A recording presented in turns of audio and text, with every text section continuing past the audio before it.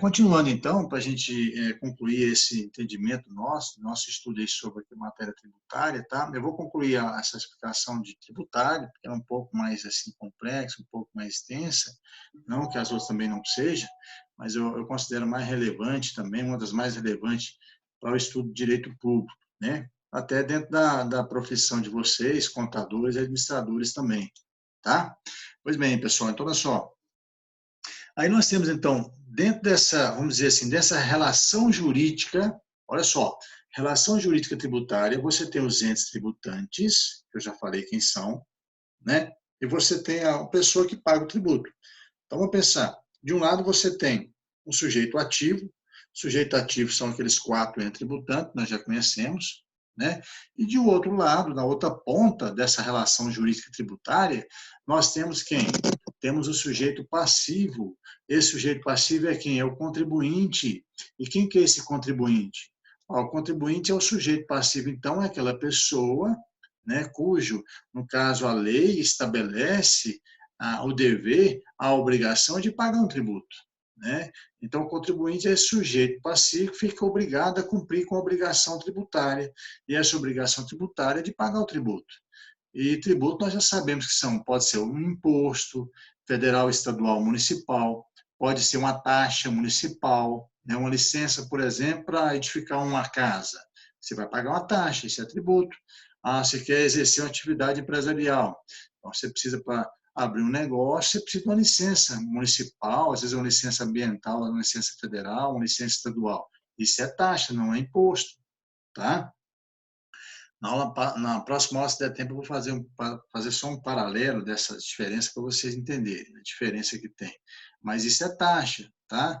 Então, ou seja, e aí você tem contribuição à melhoria, né, que também pode cobrar, não é cobrada aqui em Anápolis, né, é cobrado pelo Estado. Hoje nós não pagamos contribuição à melhoria, mas pode ser cobrado, tá bom? Mas só para vocês entenderem, então, nessa relação jurídica tributária, né, você tem o sujeito ativo e o sujeito passivo. O sujeito passivo você tem o contribuinte. Quem que é o contribuinte?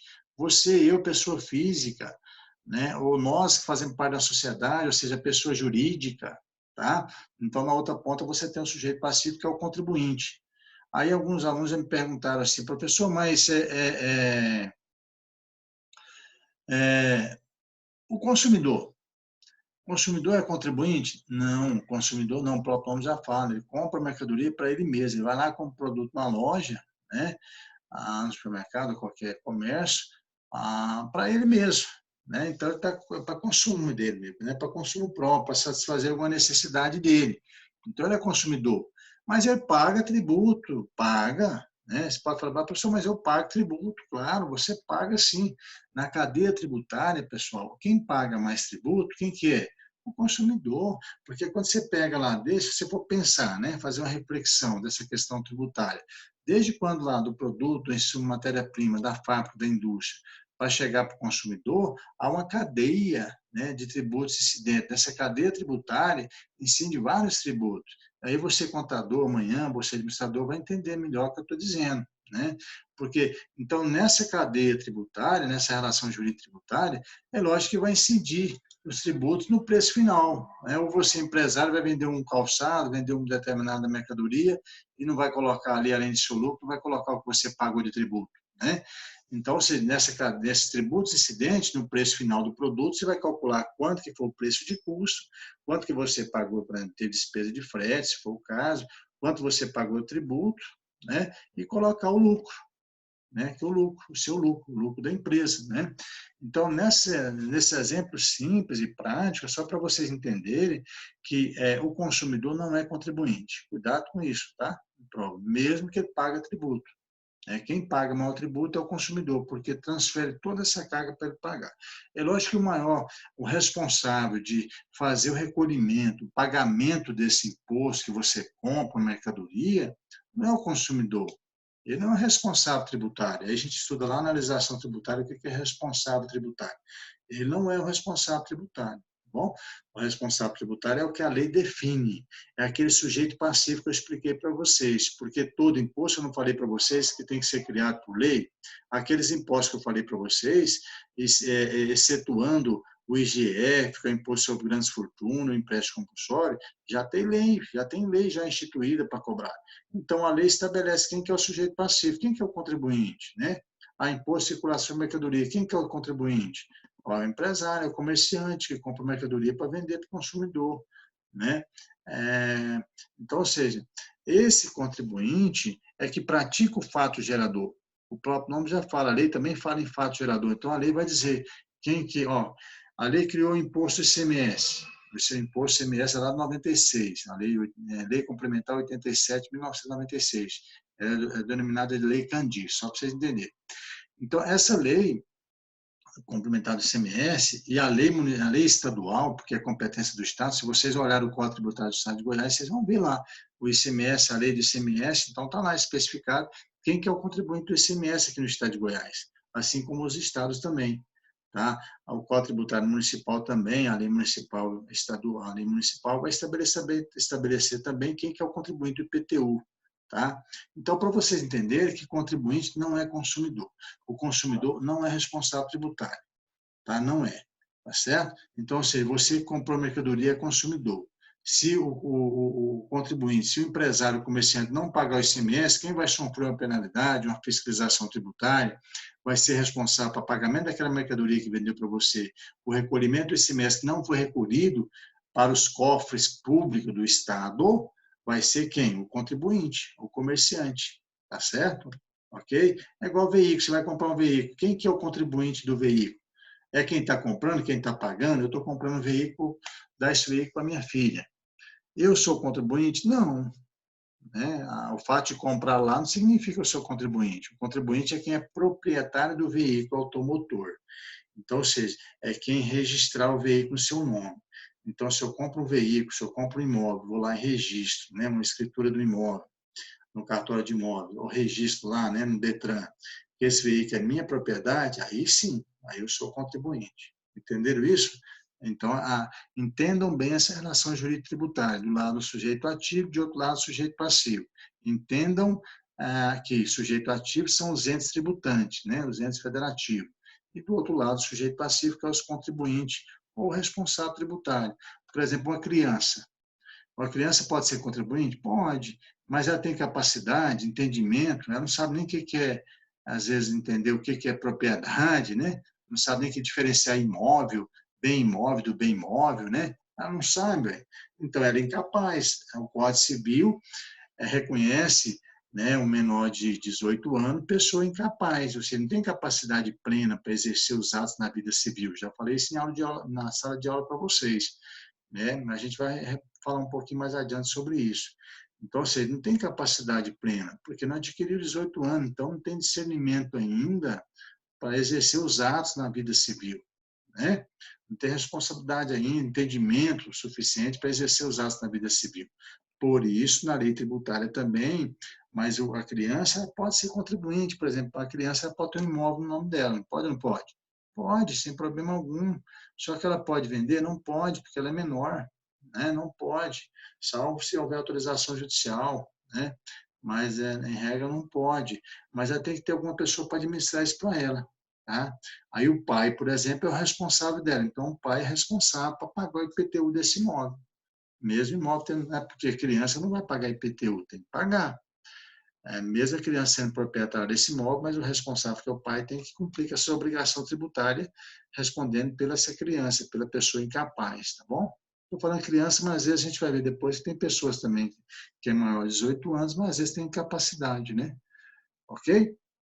Entendidos então com relação ao sujeito passivo, para mim concluir então essa matéria, né, do direito tributário, nós já sabemos a diferenciar então sujeito passivo. Eu falei para vocês quem que é o contribuinte. O contribuinte é aquele sujeito passivo que tem que cumprir uma obrigação tributária principal. Quando se fala obrigação tributária principal, é a obrigação de pagar um tributo, tá bom? Obrigação tributária principal é a obrigação de pagar um tributo, e às vezes tem obrigação acessória. Por exemplo, agora, o imposto de renda, olha só, estou dando exemplo, o imposto de renda mesmo, o Estado interviu, né, possibilitou então a prorrogação nunca aconteceu, pelo menos desde quando eu me conheço, aí já com 50 anos de idade, nunca vi a Receita Federal, salvo engano, Não, pelo menos desde que eu me lembro, não. De prorrogar o prazo para entrega da declaração de imposto de renda, declaração de ajuste anual do imposto de renda. Prorrogou, calamidade pública, prorrogou até 30 de junho, né? Ou seja, mas é obrigação acessória, porque você, contribuinte do imposto de renda, se você não está isento, né, do imposto de renda, você tem que declarar o imposto de renda agora. Essa declaração é você informar seu patrimônio, a renda que você oferiu ano passado, que você ganhou ano passado, para a Receita Federal verificar se está tudo ok, tudo certinho. Agora, se você é isento, não precisa declarar. Aí você não precisa cumprir com essa obrigação. E aí, nessa declaração, por isso que fala declaração de ajuste anual, é declarar, ajustar patrimônio e renda, né? Ou tem que pagar mais, ou não tem que pagar, ou tem que restituir, porque ano passado você pagou a mais, pagou um imposto maior, né? Por isso que tem restituição do imposto de renda, quando faz esse ajuste anual, tá certo? Pois bem, então, seguindo então. Ó, imposto de renda é um imposto federal, eu não coloquei para vocês lá, mas outro imposto federal também, né? O imposto de importação, exportação, o IPI, o IOF, o ITR, o imposto de renda, é outro imposto também que gera uma maior arrecadação tributária da União, é o imposto de renda, tá bom? Pois bem, então, diferenciando e entendendo contribuinte, eu já sei consumidor é aquele que compra mercadoria, um produto para ele mesmo, para consumo próprio, então eu já sei discernir contribuinte de consumidor, tá? E aí, só para a gente concluir, entender o que é fato gerador de um tributo. Eu já falei de competência tributária, agora eu vou falar só de fato gerador para a gente encerrar essa aula de hoje, tá certo? Olha só, fato gerador, o próprio nome já fala. A lei também, pessoal, a lei que institui a obrigação da gente pagar um determinado tributo, ela tem que definir lá, especificar qual que é o fato gerador. Fato gerador, o próprio nome já fala, fato que gera, é isso mesmo. É fato que dá origem à obrigação, eu, você, ou nós, de pagar um tributo, tá? Fato que gera, ou seja, fato gerador. Né? Ou seja, qual que é o fato gerador para pagar o IPVA? Ué, é propriedade de veículo. Então, se eu for lá comprar, registrar meu nome, eu estou praticando uma conduta, né? Um fato gerador que vai, consequentemente, já vai gerar uma obrigação tributária, né? Eu passaria a ser, então, um contribuinte do IPVA. Comprei um imóvel, coloquei, registrei esse imóvel no meu nome. Além de eu pagar o ITBI, que é a transferência de bens imóveis, o imposto municipal, eu vou ter que pagar o IPTU também, né? Ou seja, então, enquanto proprietário desse imóvel, eu serei também um contribuinte, tá bom? Porque esse imóvel foi escriturado no meu nome, então eu sou proprietário, o fato gerador que deu origem, então, da obrigação de pagar o IPTU, é justamente ao registro lá, um registro público desse imóvel, né, que define, que estabelece lá que eu sou proprietário, tá certo? O ISS, prestação de serviço, todo prestador de serviço paga ISS, né, então tem que pagar, salvo questão de isenção tributária. Mas aqui a gente está falando de prestação de serviço, então praticou, você contador, você administrador, prestou uma consultoria, cobrou por isso honorários, né, por isso o advogado, né, que cobra honorários, então ele está prestando serviço. E ele vai pagar o imposto, ele é o contribuinte desse imposto. Isso é fato gerador. É toda conduta, é toda ação praticada por determinada pessoa física ou jurídica, olha só, é toda ação ou comportamento, tá? Praticado por uma pessoa física ou jurídica que gera uma obrigação tributária, que gera a obrigação de pagar um determinado tributo. Tá? É lógico que essa conduta, esse comportamento que vai gerar essa obrigação, lembre-se, tem que ter previsão legal, previsão em lei. Se não tiver lei que determina a obrigação de eu pagar um determinado tributo, eu não seria obrigado de pagar. Tá bom? Ok? E então eu falei da questão expliquei já competência, ótimo, foi muito bom, fato gerador também, o contribuinte, entender contribuinte e consumidor, obrigação tributária eu já expliquei também, né? A obrigação tributária, então, principal é de pagar o tributo, tá? O pagamento sem tributo é bem simples, a obrigação tributária principal é o pagamento do tributo, tá? ICMS, IPTU, imposto de renda, né? A obrigação tributária acessória classifica, então, a obrigação tributária em duas situações. Principal, que é pagar o tributo, e acessória. A acessória é toda conduta, ou seja, toda obrigação que eu tenho que fazer, realizar, executar para pagar um tributo. Né? No caso, por exemplo, o ICMS. Eu vou calcular o ICMS? Ué. Só que eu, contribuinte, eu empresário, não dou conta de calcular. Vou procurar você, contador. Então, você, contador, é um profissional, né, que tem conhecimento específico, conhecimento técnico para calcular para mim. Mas o contribuinte sou eu, não é você, contador, eu que tenho que pagar. Então, vai calcular, fazer a apuração do ICMS, né, hoje é feita pelo sistema, pelo SPED fiscal, né? Então, o sistema público de escrituração digital, que facilita, então, o cálculo do ICMS. O imposto de renda, quem que vai calcular o imposto de renda? Se eu sou empregado, é o empregador, né? Se eu sou empregado, eu tenho que pagar imposto de renda, o empregador faz o desconto na folha do imposto de renda e, posteriormente, mensalmente, faz o recolhimento. Então, o empregador é responsável tributário e eu sou contribuinte do imposto de renda. Então, ou seja, essa apuração do ICMS, né? A declaração de imposto de renda agora que eu tenho que fazer chama obrigação acessória. É uma obrigação que segue, a gente fala, uma obrigação que segue o principal. É uma obrigação que eu tenho que fazer para chegar no pagamento de um tributo. Tá ok? Tudo bem, pessoal? Ficou claro a explicação? Tá bem? Tudo bom? Alguém aí vai manifestar? Tudo bem? Tudo sim, professor. Tá bom? Então, olha só, eu vou encerrar por aqui. Eu quis aprofundar mais sobre direito tributário. Na próxima aula, nós vamos estudar, eu vou abordar um pouquinho sobre direito penal, bem assim, as particularidades, assim, alguns artigos do Código Penal, bem assim, brevemente. Falar um pouco sobre direito civil e direito empresarial. Essa é a matéria, então, que a gente vai estar estudando para a nossa segunda VA, mas é bem tranquilo, né? E aquele material também, né, naquelas unidades que eu separei, que vocês estão fazendo lá no Saga, é uma matéria complementar. Então, eu selecionei aquelas unidades lá, que vocês fazendo aquelas atividades e fazendo a leitura lá, eu estava lendo lá, tem uns textos bem curtos, bem fáceis de entender, né, que facilita a compreensão de vocês, e também facilita, é um material complementar até para a nossa disciplina, entendeu? Para o nosso estudo aqui desse conteúdo, tá? Então, vai ajudar vocês nesse sentido, tá certo? E aí eu vou ver se a gente consegue, talvez, estabelecer um momento desse aqui, antes da prova, para a gente fazer, eu falar um pouquinho o que eu vou cobrar mais na prova, ficar uns 40 minutos aí só conversando sobre revisão de prova. Tá joia? Tá bom, pessoal? Eu agradeço aí a vocês a atenção, tá? Espero que eu não sei se a gente vai conseguir ter aula presencial com vocês aí ainda esse mês. O negócio aí prorrogou para 30 de maio, parece que vai prorrogar, já se fala até em agosto agora, não sei. Vamos ter que aguardar aí os acontecimentos, né? E cumprir decretos aí do Estado e do município também, tá certo? Mas eu vou encerrar aqui. Boa noite para vocês. Espero que, se não, até junho, mas se Deus quiser, logo, logo nós estaremos juntos aí em sala de aula, presencialmente, tá bom? Mas, enquanto isso, a gente vai administrando aí nessas aulas interativas de acesso remoto, até a gente concluir nosso semestre, tá bom? Um abraço, boa noite, fica com Deus, tá bom? Boa noite, professor. Tá, tchau para vocês, tá?